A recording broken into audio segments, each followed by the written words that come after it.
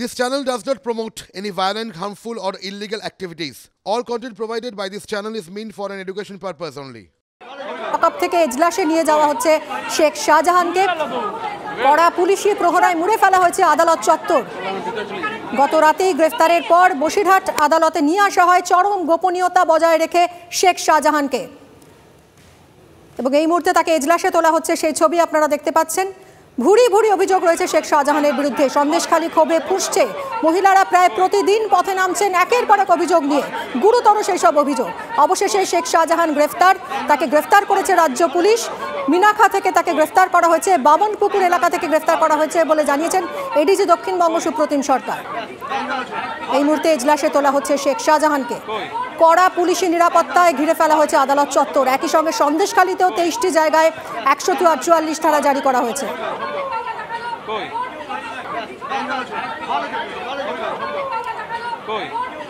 ইডির ওপর হামলার অভিযোগেই তাকে গ্রেফতার করা হয়েছে বলে সূত্রের খবর। প্রথম ছবি আপনারা দেখতে পাচ্ছেন TV9 বাংলায়, এক্সক্লুসিভ ছবি। 5ই জানুয়ারির ঘটনার পর শেখ শাহজাহানের ছবি আপনারা দেখছেন। শেখ শাহজাহান, তাকে কোর্টে তোলা হচ্ছে। গতকালই শুভেন্দু অধিকারী তিনি বলেছিলেন, তিনি দাবি করেছিলেন পুলিশ কাস্টাডিতে, সেফ কাস্টাডিতে রয়েছে শেখ শাহজাহান। তারপরই গত রাতে অ্যারেস্ট করা হয় তাকে মিনাখা থেকে, এবং আজই কোর্টে নিয়ে আসা হয়েছে। বসিরহাট কোর্টে ভোরবেলা তাকে নিয়ে আসা হয় চরম গোপনীয়তায়, এবং তারপর এই মুহূর্তে এজলাসে তোলা হচ্ছে তাকে। সুপ্রিয় গুহ আমাদের সঙ্গে রয়েছেন। সুপ্রিয়, আমরা সেই ছবি দেখতে পাচ্ছি, TV9 বাংলা এক্সক্লুসিভ ছবি দেখাচ্ছে দর্শকদের। শেখ শাহজাহানকে এই মুহূর্তে এজলাসে তোলা হচ্ছে, ছবিটা ঠিক কি? দেখো, ইতিমধ্যেই কিন্তু তুমি যে ছবিটা দেখতে পাচ্ছ, আদালত চত্বরের বাইরে বহু মানুষের জমায়েত একদিকে যেমন রয়েছে, তার পাশাপাশি বিশাল কড়া পুলিশি নিরাপত্তা রয়েছে, বিশাল সংখ্যক পুলিশ বাহিনী মোতায়েন করা রয়েছে, এবং কড়া নিরাপত্তার মধ্যে দিয়ে কোর্ট লকআপ থেকে এই বসিরহাট মহকুমা আদালতের যে করিডোর রয়েছে, সেই করিডোর দিয়ে শেখ শাহজাহান তাকে কিন্তু ইতিমধ্যেই যে আদালত কক্ষ সেখানে তাকে নিয়ে পৌঁছেছে, তাকে নিয়ে যাওয়া হয়েছে, এবং আর কিছু সময়ের মধ্যেই কিন্তু শুনানি পর্ব শুরু হবে। এবং সেক্ষেত্রে যেটা অত্যন্ত তাৎপর্যপূর্ণ, শেখ শাহজাহান তাকে ইডি অর্থাৎ এনফোর্সমেন্ট ডিরেক্টরেটের তরফ থেকে যে মামলা বা অভিযোগ করা হয়েছিল, সেই অভিযোগের ভিত্তিতে পুলিশ গ্রেফতার করলেও তাকে কিন্তু পুলিশের তরফ থেকে যে 77 মামলা দায়ের করা হয়েছিল, সেই মামলাতেও শেখ শাহজাহানকে শোন অ্যারেস্ট করার আবেদন আজকে পুলিশের তরফ থেকে জানানো হবে, এবং 14 দিনের জন্য তাকে কাস্টাডিতে অর্থাৎ পিসিতে নেওয়ার, পুলিশ হেফাজতে নেওয়ার আবেদন আইনজীবী মারফত পুলিশের তরফ থেকে জানানো হবে। এবং পাল্টা আবেদন আইনজীবী মারফত পুলিশের তরফ থেকে জানানো হবে, এবং পাল্টা যেটা আমরা জানতে পারছি, শেখ শাহজাহানের যারা আইনজীবীরা রয়েছেন তারা কিন্তু শেখ শাহজাহানের হয়ে জামিনের সপক্ষে সওয়াল করবেন, এবং দুপক্ষের সওয়াল জবাব শেষে কি অর্ডার হয়, অর্থাৎ তার কি আদৌ কতদিনের পুলিশ হেফাজত হয়, সেটাই কিন্তু এখন দেখার। এবং আদালত চত্বরের বাইরের ছবিটা আমার ক্যামেরা পার্সন রজতকে বলবো একটু দেখানোর জন্য।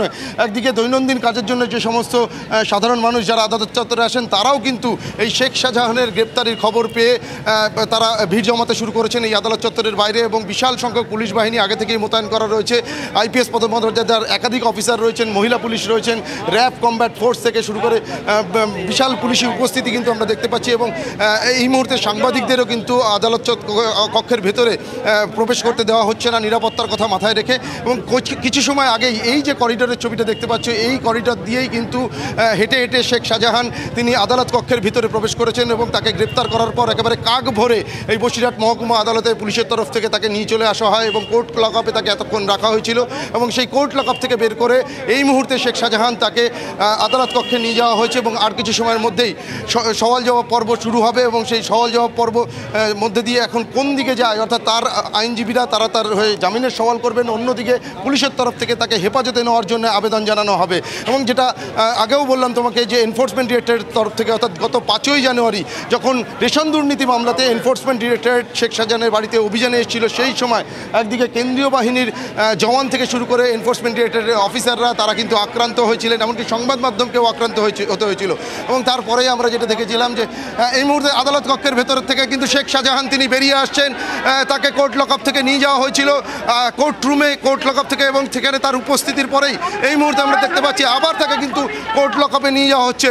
পায়ে হেঁটে এই যে বসিরহাট মহকুমা আদালতের যে করিডোর রয়েছে, সেখান থেকে শেখ শাহজাহান আবার আবার তিনি আদালত কক্ষ থেকে ফিরে গেলেন কোর্ট লকআপে, সেখানেই তাকে এখন রাখা হবে এবং আর কিছু সময়ের মধ্যেই এবার যে শুনানি পর্ব অর্থাৎ দুপক্ষের আইনজীবীদের যে সওয়াল জবাব পর্ব সেই পর্ব শুরু হবে। এবং যে বিষয়টা তোমাকে বলছিলাম যে গত 5ই জানুয়ারি যখন এনফোর্সমেন্ট ডিরেক্টরেট তার বাড়িতে অভিযানের জন্য এসেছিল, সেই সময় যখন তাদের উপরে হামলার ঘটনা ঘটে, আক্রান্ত হয়েছিলেন এনফোর্সমেন্ট ডিরেক্টরেটের অফিসাররা, তারপরেই ইডির তরফ থেকে যে মামলা করা হয়েছিল সেই মামলাতেই শেখ শাহজাহান তাকে পুলিশ গ্রেপ্তার করেছে।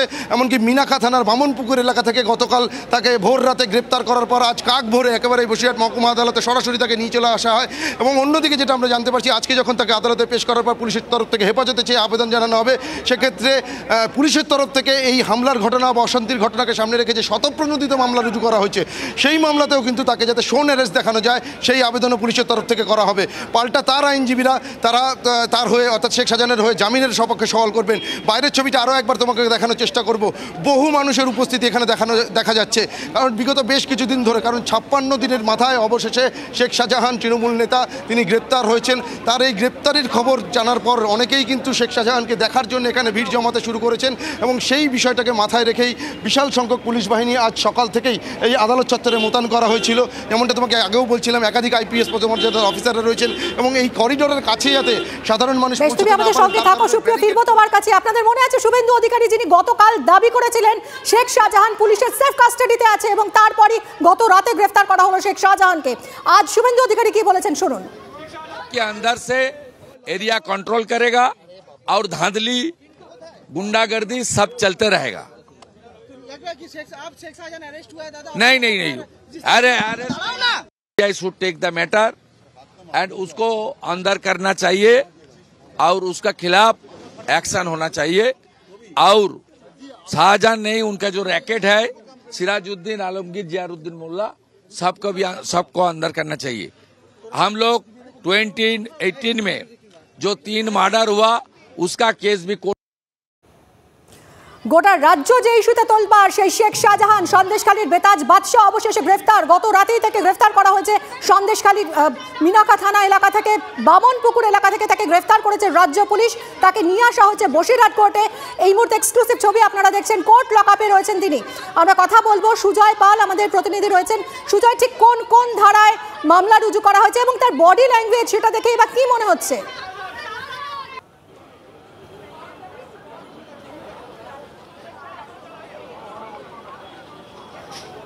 দেখো, বডি ল্যাঙ্গুয়েজের থেকে বলার আগে তোমায় বলি যে শাহজাহান শেখ কি এখনও আদালতে ততটাই প্রভাবশালী? তার কারণ আমরা দেখেছি যে কোনো মামলায় কোনো অভিযুক্তকে আদালতে তোলা হলে পুরো শুনানি পর্ব শেষ হওয়া পর্যন্ত অভিযুক্তকে আদালতের ভেতরে যে এজলাস সেখানেই রেখে দেওয়া। এক্ষেত্রে আমরা দেখলাম শাহজাহান শেখ তাকে নিয়ে যাওয়া হলো, আবার কিছু সময় পরেই বের করা হলো। এবং যদি শরীরী ভাষার কথা বলে দেখো, একেবারে কনফিডেন্ট, অকুতভয়, সাহসী শাহজাহানকে দেখা গেল।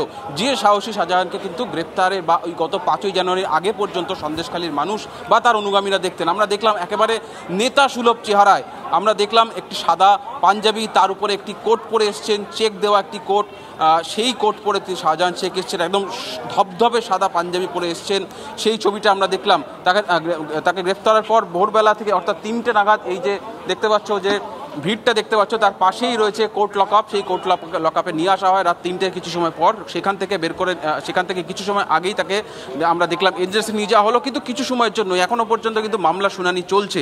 প্রশ্ন এখানেই যে গ্রেফতারির পরেও শাহজাহান শেখ কি এখনও এতটাই প্রভাবশালী যে তিনি তার গোটা মামলা শুনানি শেষ না হওয়া পর্যন্তও তাকে কোর্টে থাকতে হলো না?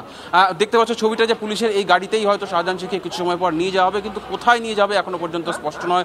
তাকে ভবানী নিয়ে যাওয়া হবে নাকি বসিরহাট পুলিশ জেলার কোনো থানায় বা জেলা পুলিশ সুপারের কোনো অফিসে নিয়ে রাখা হবে যেখানে তাকে জেরা করা হবে, সেই বিষয়টি এখনো স্পষ্ট নয়। 14 দিনের পুলিশের সঙ্গে থাকো Sujoy. We have to put an end to violence in Bengal. In many pockets of Bengal, we all realize that gangsters are ruling the roost, unchecked by the law enforcing agencies. This is not just a contemporary phenomenon. This is a continuation of what has been there. We have to stem the rot. What we see is only tip of the iceberg. Last election, Panchayat elections, I had the opportunity to go to the field, interact with the people, interact with the victims and the prey. I could gather that this, what I can call, what the people call, the Gunda Raj, is very much there in many pockets of Bengal, strong action has to be taken. This has to be nipped in the bud. That is the exercise which we should all focus on in the coming days.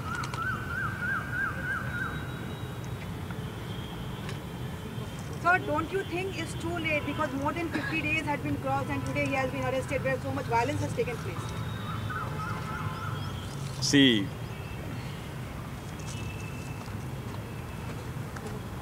I can answer that question by quoting a doha from Kabir. Dheere dheere re mana, dheere sab kuch hoy, mali sinje sau khada, ridu aaye phal hoy. We have to wait in democracy, in democratic governance. We have to wait for justice to be done. Justice delayed, of course, is difficult for us to bear, but justice is done. A few days have been lost, which is deplorable. That now it is not the time for a blame game. If any lapses have taken place from government or any other authorities, we have still time to look into that, dissect it, and come at our own decision. Now what is required is a concerted action to see that this kind of things do not happen in future. Action has to be taken against a particular culprit who has been apprehended, and also others who are in the offing. They should be brought out. Action should be taken. This is a requirement for peace and harmony in society. People of Bengal deserve to live in peace.